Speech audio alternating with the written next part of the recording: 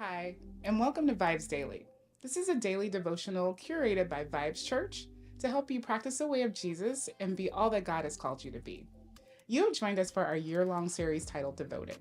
Acts 2:42 tells us that the followers of Jesus were devoted to the apostles' teaching, to fellowship, to breaking of bread, and to prayer. This podcast was created to provide context and commentary for what you read each day. Just before our friends begin discussing today's reading, we want to invite you not only for fellowship, but for prayer as well. We have created the Vibe Daily Chat Group to offer you fellowship and a community where you can state your observations, ask questions about the reading or the podcast. You can join us by downloading the VIBEZ Church app in your favorite app store. Click Join the Conversation and join us today. And finally, we hope that you can join us for prayer. Prayer happens Monday through Friday, and more information on that can be found on the VIBEZ Church app under prayer. Now, let's begin our conversation on today's reading.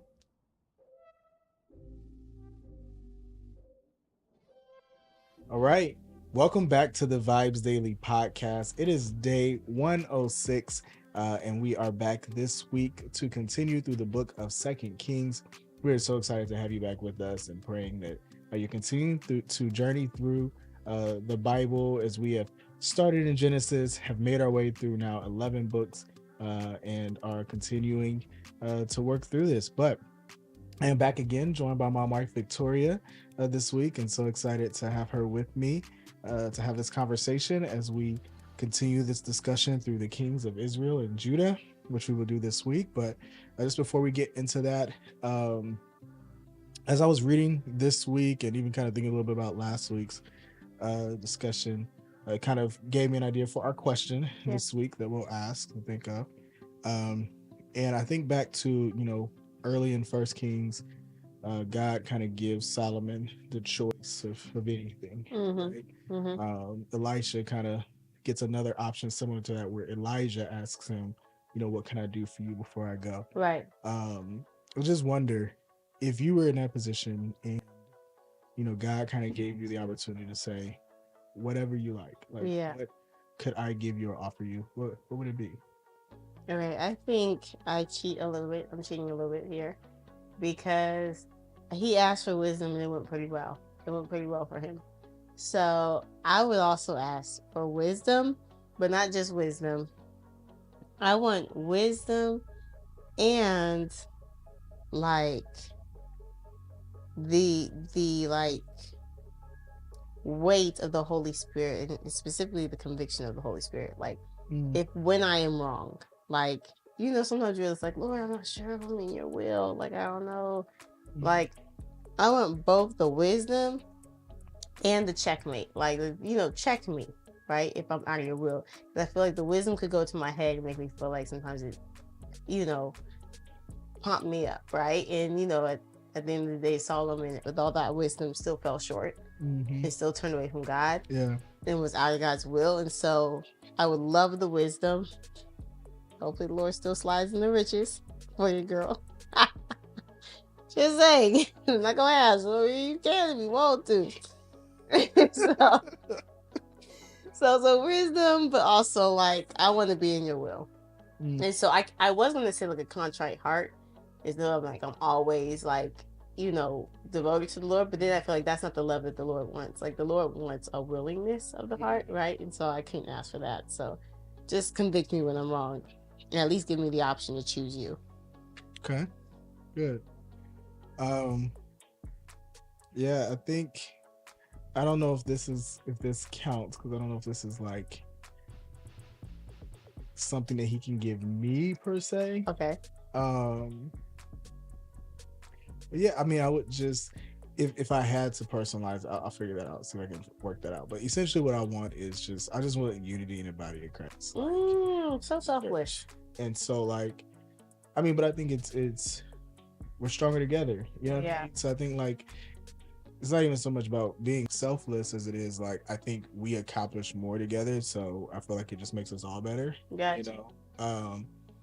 And so whether it was like God give me the influence to lead to that type of thing, or if it's just like God soften the hearts or open the hearts of your people, to kind of hear that. And I think it's interesting because ultimately Jesus kind of prays for something similar, right? And that didn't really happen in the way that I was working on that one. I'm still working on that one, so I don't know if my prayer would be answered any more effectively than Jesus's. So maybe it's a lost cause there, but that's what I would like. Again, maybe it's just that, maybe it's influence to be able to try and sway some hearts that way, because man, we just need unity. It's too much division in the church. And so okay, I was curious. I mean, now I will say we're gonna go through some stuff. There's some fire, like just what I'm gonna call superpowers that these prophets have. The yellow. Yeah, I'll never let that leave you down. You like pew, pew, pew. Look, man, it was about DJ sounds, not superpowers. But yeah, like some of those would be super dope too.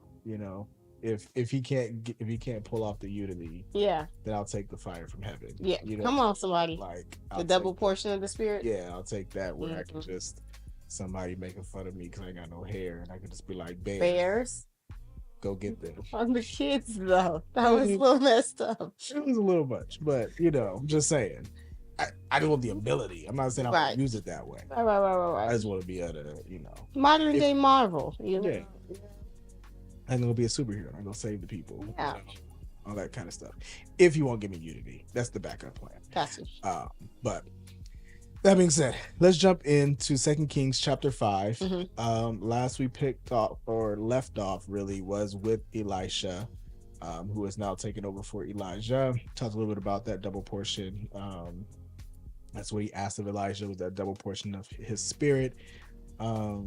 And we'll start to see that in action here kind of throughout the book of 2 Kings. But right here in chapter 5, there's additional really kind of display of God's power and ability through Elisha here in chapter 5. So chapter 5 is an account that's somewhat, I won't say popular known, but it's one that's kind of been shared a few times. Is this leader Naaman, who's kind of a commander in the army for the Arameans, and he seems to have some favor with the Lord and gets sick, particularly with a skin disease, and kind of comes encounter that they send him to see Elisha and get an opportunity to be healed. What stuck out to you in this story as Naaman meets Elisha and has the opportunity to kind of have his disease healed?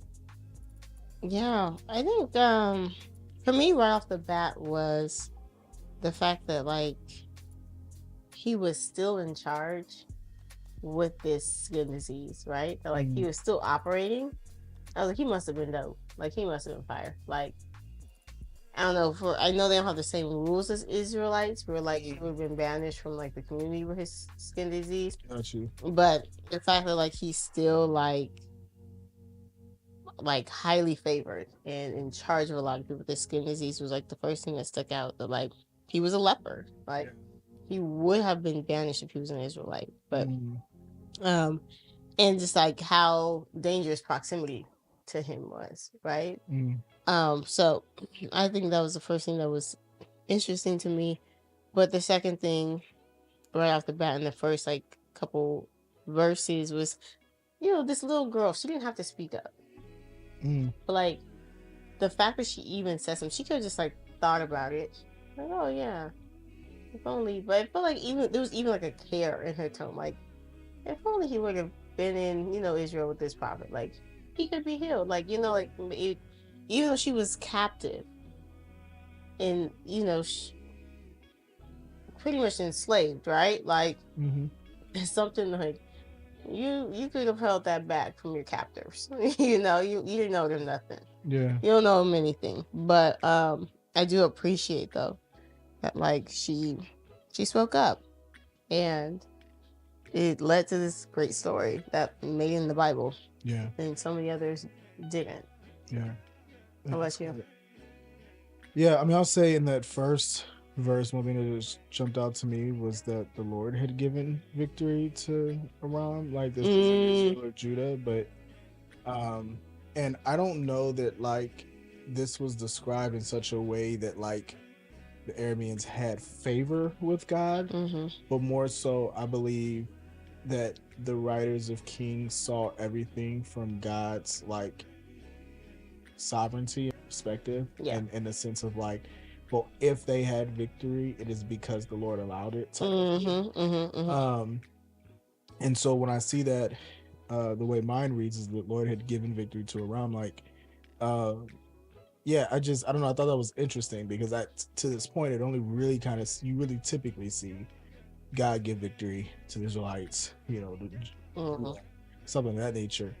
So to just give it to this foreign land ish, I just thought was interesting because, yeah, Naaman's not like you say, he's not an Israelite, right? Like he's not. He would tend to be a Gentile, to them, and so I just thought that was interesting. Yeah. Go ahead. I think like when I read that, to me it jumped out was kind of like, oh, like this is probably the punishment, right? Like this is God's judgment upon Israel through this country. And so that was the first thing that stuck out, was like he was, like you said, God's sovereignty even being like used to still orchestrate God's plan for or against Israel here, I think that's what you were getting to. Yeah. And then I think the other thing that just jumped out to me was, one of the big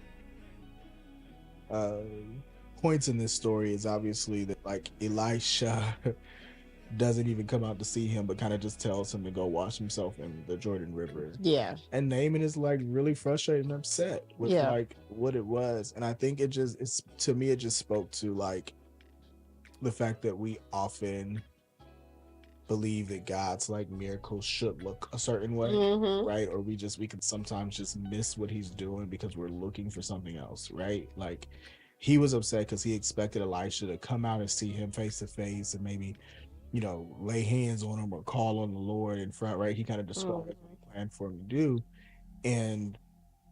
But when God tells him to do something different than what he anticipated, like he gets upset. And again, so I couldn't help but just reflect like on how many times have I, pray for the Lord to do something, and then something happens that really answers that prayer.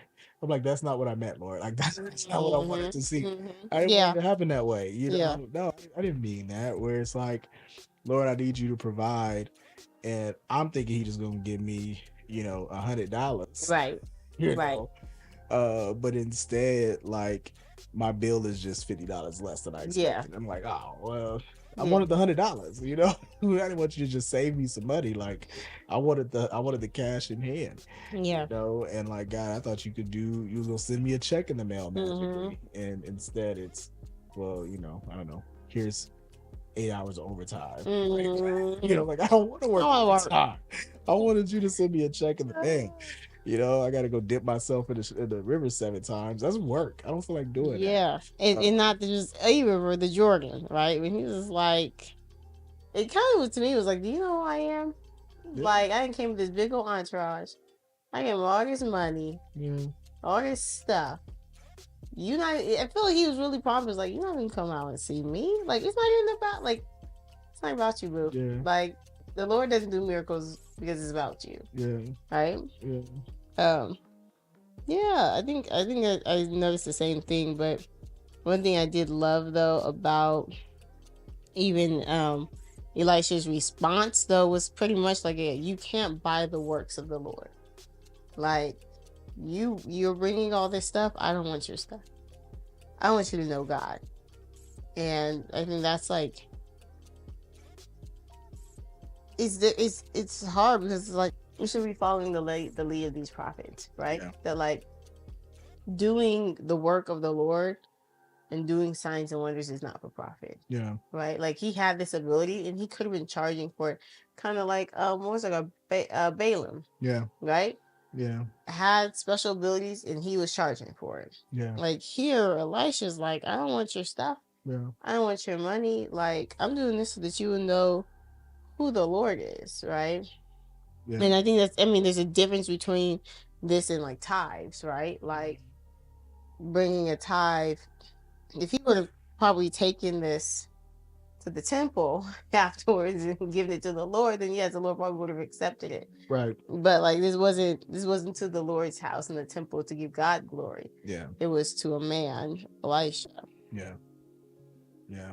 And I mean, to Elisha's point, probably, I mean, he's like, that the Lord provides for me. You know, I don't need whatever you offer. The Lord, you know, provides, and he gives me what I need as I go.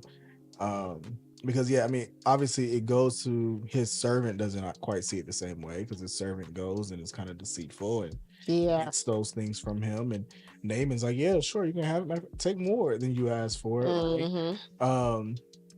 I just thought it was so messed up, right? Because he gets back and Elisha's like, so whered you go?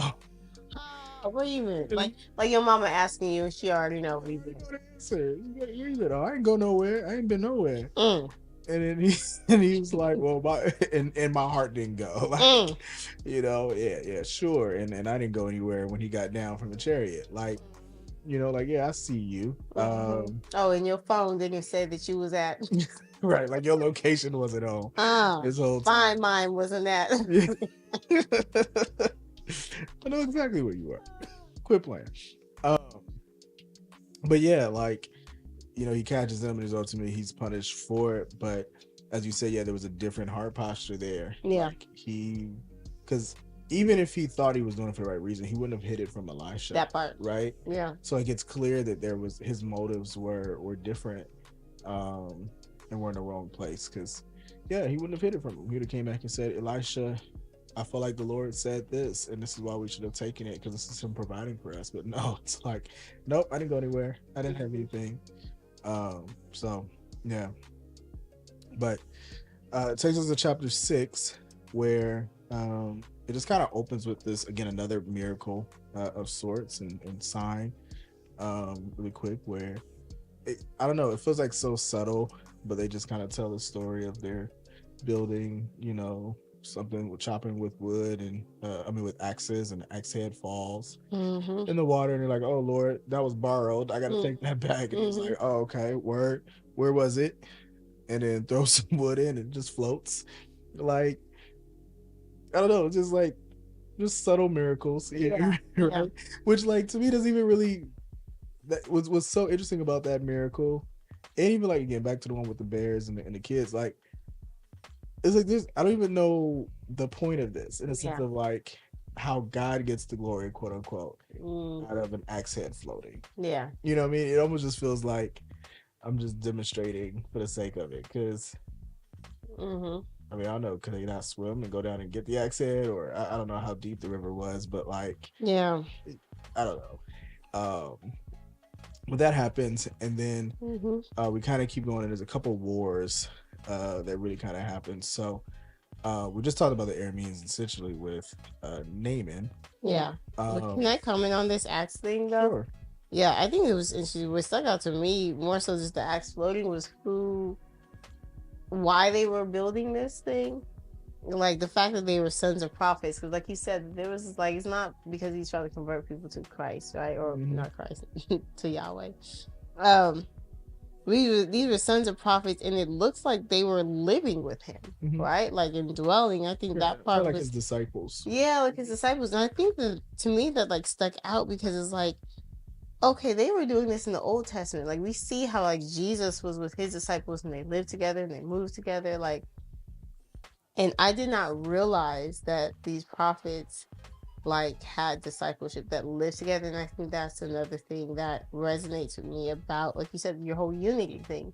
That like you live together, you dwell together, like, and that's just a thing. That's how we like grow together, right? Yeah. And so like really like stuck out to me. But then also that like they wasn't like, Elijah, find us another place. They was like, no, we got a place, like we'll just go build. I don't know. So like they was about their own business and their own work, right? Like we'll make provisions just to stay close to you and be underneath your charge, right? Yeah. Sorry, but that was my thought there. But it was kind of like, in the midst of doing something good, maybe that's why he allowed the axe to like float, because like even the purpose of why you guys are building this is so that you can stay close and learn and be under his headship. Do more for others. Yeah. Okay. Well, so there's kind of this war, and essentially the Arameans are trying to attack Israel. And my Bible keeps saying Syria, and you keep on saying Iran. Okay. So just in case anybody has different versions. Thank you. Iran and Syria. Different translations here. Yeah. It's the same country area, just different names for it. Right. So Syrians in yours, Arameans in mine, but yeah, they're attacking or trying to attack Israel, but they can't seem to get the drop on Israel because Elisha keeps giving all the secrets as if he's there. I love it. So they think he has a traitor in that midst, and they're like, "No, we ain't got no traitor. Like Elisha is listening as if he's like right here next to you, right? Yeah, is kind of how they describe it. He's in your bedroom. He's in your room, and so of course he gets mad. So now he's going after Elisha. Servant gets a little scared. This is one of your favorite stories. Yeah, because he asks him to open his eyes, and he sees, there's more with us than there is with them. Come on, somebody. Yeah, go ahead. Talk. Why is this your favorite? Oh, I just think it gives us a window to like what's happening in the spiritual realm. Like, and that's what I love about some of these little nuggets of like, sometimes you say like, I didn't know the Lord he had me, or I got in that car accident, I felt like the Lord was keeping me, like the angels was around me. Like, this is like a real example from the Bible of God showing literally how his army and his chariots and his angels are around you and protecting you. Yeah. And so I think like this was so dope because it's so interesting that Israel's at this time where they're looking for everyone else or everything else to be their king, or going to other countries and paying them to like help them fight. I mean, the fact that they asked for a king and besides the Lord in the first place it's like, okay, so this was your God. Yeah. Like, this is what your God's able to do. Yeah. Like, I would take this over any other nation any day. Like, because they could not see the army that they had with God, right? Yeah. They could see everyone else's army, but when the Lord was fighting on their behalf, they couldn't see this part. And so the fact that Elisha asked the Lord to open his servant's eyes so he can see. I think if the Israelites had their eyes opened in this way and could see battle after battle, the Lord's army going before them, it'd be a different story. Yeah. And so I love it. Yeah. No, it's so dope. Like you said, it's really a peek into spiritual warfare and who's on our side, right? And Paul says it right. If God is for us, who can be against us? It also says, great is he that is in me and he is in the world, right? Like there's all these different references, but I think, as you said, this kind of gives us a picture of what that looks like. And there's an element of like, oh man, I would love to open my eyes and see that and be able to see kind of God to my side. But it's also an element is like, and I'll probably be just as scared. Like I can only imagine it, just the exposure to something like that would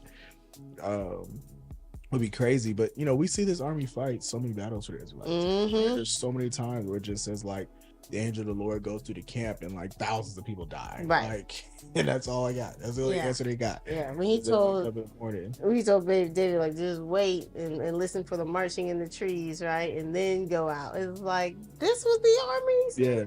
Yeah. They just wake up. Like I said, it's a couple of they just wake up in the morning and Cats is dead. Like, oh, okay. My bad. They killed each other. Oh, yeah, that's cool. That's what's up. But it's this kind of army. So but yeah, so he comes up with a plan, really kind of blinds them, and then I don't know, I thought it was really interesting that he essentially kind of kills them with kindness. Right? He gets the opportunity, the king of Israel has the opportunity to kill them, and Elisha essentially says, nope, just feed them and give them something to drink, give them a big feast, and then send them on their way. He never came back. Like, the raiders never came back to try to get after them, which I just thought was so interesting. Just that approach to say, we don't have to kill you, like just be kind as well. So doesn't last forever as King Benadad. yeah, he now those Raiders may not have came back, but King Benedad still wasn't very happy. Sure was. And so he kind of goes after them again. What do you Mhm. think was interesting kind of here at the end of 6 as it goes into 7? Yeah, I didn't. I think you just took it out my mouth though. It was just like, and after some time, he went back to try and besiege it. But I think it's yeah. I just think it was just interesting that like Elisha's just always chilling, right? Like verse 32, like he's just sitting in his house, like unfazed, right? Like Mm-hmm. knowing who's coming, but like I'm assuming. I mean, I'm assuming he might have been eating a snack or something, like you know. And so, I love that he's just fearless with the Lord. Yeah. I just think I was struck by like how much responsibility they placed on Elisha for like the famine that was happening in their land. Like I think they were clear that as much as they did not like submit to or like the prophets like Elijah and Elisha, I think there was still a healthy level of like respect and understanding. Yeah. That like when they spoke, things happened. Mm-hmm. So like I think he had to have some sort of insight to say like this famine does not happen without the Lord's like, you know, oversight, influence or input. And so like, yeah, like they literally are so mad that people are starving and going after each other, right? Like even to the point of like eating their own babies. That's just it's heartbreaking. Yeah, like they're so mad. They want to go after like he gets so upset about that story that he goes after Elisha. Right? And so I don't know, I just thought that was so interesting because like to me, I don't know, I don't know how I feel if like people came up to me and was like, Pastor, all the problems that I'm having is your fault. Like you ain't praying hard enough, Pastor. You know what I'm saying?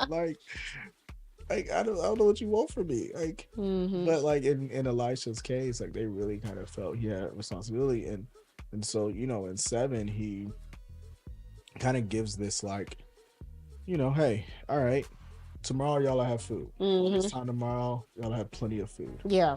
And like I said, I just thought it was just so interesting that they gave him that like or they gave him that respect, right, and assumed him responsible.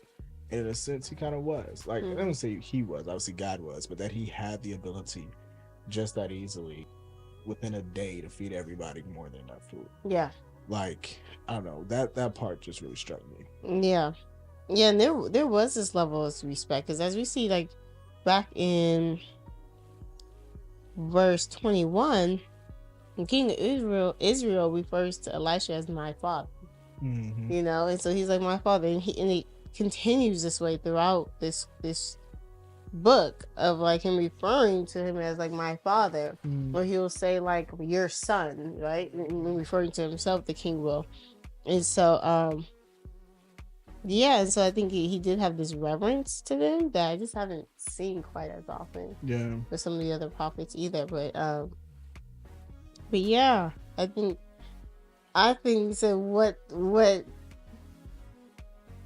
the human mind can fathom versus what the Lord can do is what 6-7 chapter 7 for me. Yeah, is like they're so starving, like they're starving, like to the point of death, and like to say this is like my mind can't even imagine. So it's like, you know, when you're stuck in something or stuck in a situation, and the Lord tries to give you some comfort, like sometimes just like getting out of your own head and your own way, to even like believe what the Lord can do.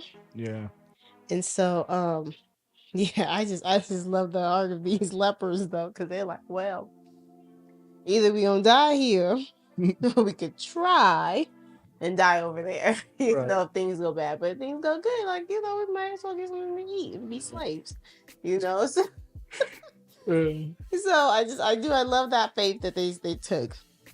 And then I love the conviction that they had. But they're like still like hoarding stuff. They're like, this ain't right. They do this. But it's like crazy because these are lepers. Like when people have passed them up, like they are forgotten and abandoned, and nobody's really like looking out for them.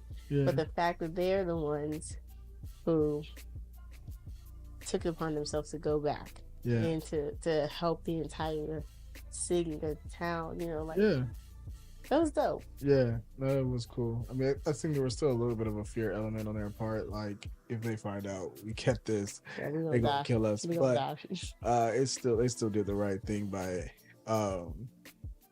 But to your point, I don't know. There's a part of me that you're right, that understanding, not fathoming what it is God can do, because that servant or the guy that came to Elisha, it was just questioning it, like how can this be? There's two things to me. One, like, yes, there's the doubt and the questioning of kind of what God can do, and I think maybe there's something to take away. There's a part of me that to this point I feel like Elisha is just petty. Like, I'm sorry, I just feel like, again, as soon as he got the spirit, he killing kids over being called bald, right? Like, he's just doing stuff that just feels like you could have just answered the man's question. Like, you had to kill him, essentially, just because he asked the question. Like, I thought that was a little much. I just was like, bro, like, he couldn't have asked the question of like, did I hear you correctly? I just want to make sure I understand. Yeah. You're saying all this is gonna happen by tomorrow. Okay. But it was like, you sure it's gonna happen by tomorrow? Well, not for you. Like, everybody else go get it, but since you don't believe me, and I don't know. It's messed up. But hey, look, the fact they say you will see it, but you won't eat it. That's so cold. That's very cold. Oh, I'm gonna let you see it. Yeah, that's pretty cold. But you still gonna be hungry when you die. Yeah. Oh. You said you're gonna be hungry when you die. Oh, that's just messed up. I can't even get a morsel before I go out. You got stomped on while he was hungry. That's real. Yeah, so that was very interesting, and then we get kind of a couple other stories from Elisha here in 8 as we wrap up today.